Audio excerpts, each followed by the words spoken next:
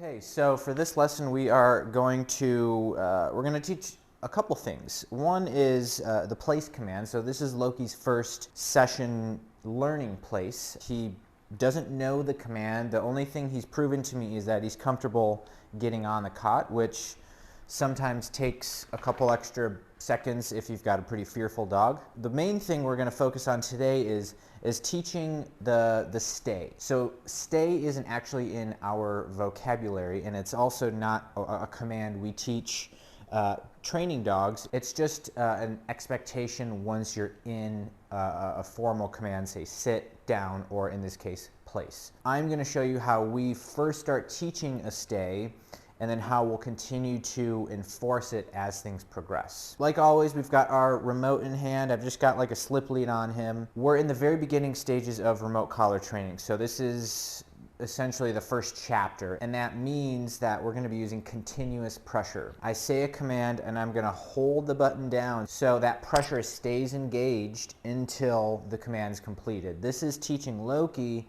what this pressure on and off language means, so he can use that to understand certain commands we're working on, but also how to follow through. So first we're going to do this. Put our dog in a sit. So he already knows sit, and I'm just using leash pressure up while, again, I'm pressing and holding the button. Once his butt hits the ground, pressure turns off. So this is how we're going to first start teaching things. Loki, place. Pressure on, pressure off there. Good. So think of this as, the boundary, the place command is your safe zone. Anytime you step foot on the carpet or the ground, that pressure turns back on. This is going to, again, reinforce, oh, I have to stay here. So once the dog is on the cot, pressure here, place, off, and I'm using my leash to steer, sit. So other words I'm using, I just like to shh dogs if they're a little bit concerned or a little bit pushy. But I'm just starting small, so making sure shh, he's understanding, oh, I have to stay here. Shh. So this is how I'm teaching the stay. This is essentially just called proofing. Good. So I'm just walking around the cot, loose leash, and periodically I'm just rewarding. Good. You can use food if you'd like. Good. And then once you've done, a handful of back and forth and the dog's starting to understand, oh, I have to stay here, then we just reset. Loki. Good. Place. Body language, leash guidance. Good. Good. So I'll drop it and create a little bit more distance.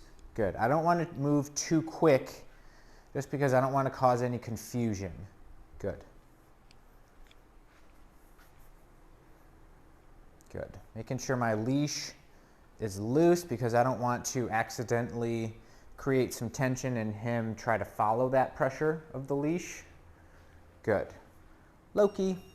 Good boy. Now we'll come at it from a different angle. Place. Good. So if your dog chooses to sit, or if they choose to lay down, awesome. We're not asking for that right away. I'm just essentially trying to teach him this boundary. Good.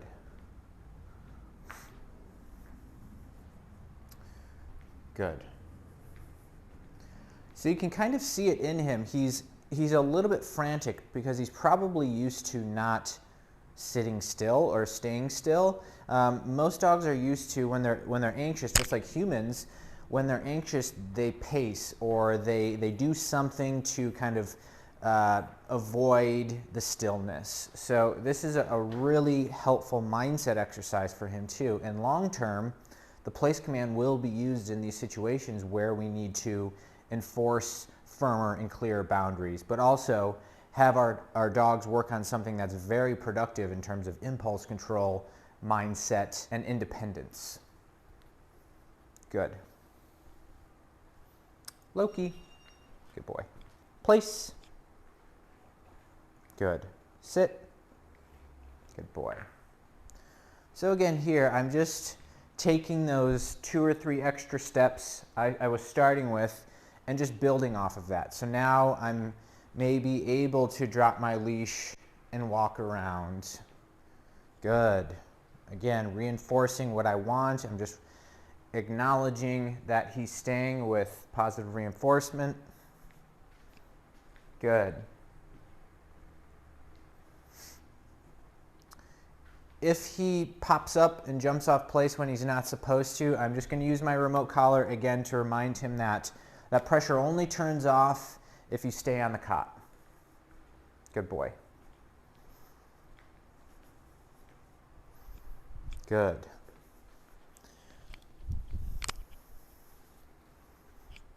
Good. Taking an extra second. Loki. Good boy. Place. Nice job, buddy. Good. So again, not laying down, but I'm not concerned about that right now. We'll eventually get him to go to place and then lay down, but for now, I just want to teach this boundary. Here's another little tip here.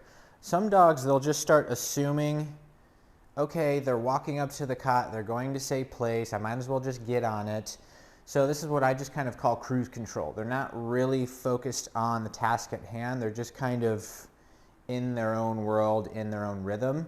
So all the more reason to, before you give that next command, sit, take a second, make sure they're still with us. Now, place.